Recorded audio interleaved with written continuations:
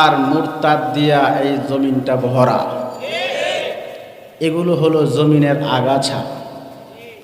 এই আগাছাগুলোকে যতদিন পর্যন্ত পরিষ্কার না করা হবে, এই জমিনে দাঁড়ায়া আল্লাহর কথা বলা ততটা সহজ না যতটা কঠিন।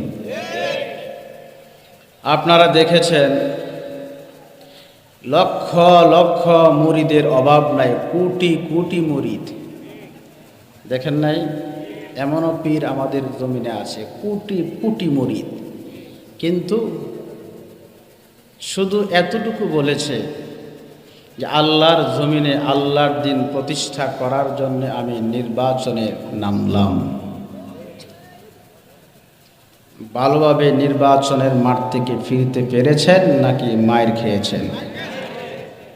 মায়ের যদি খেয়েই থাকে, আপনারা যদি দেখেই থাকেন, একটু জোরে আওয়াজে বলবেন, আল্লাহর জমিনে আল্লাহর দিন প্রতিষ্ঠা করতে গিয়া যদি হৃদয়ের সবটুকু আবেগকে উজাড় করতে হয়, উজাড় করব তো ইনশাআল্লাহ।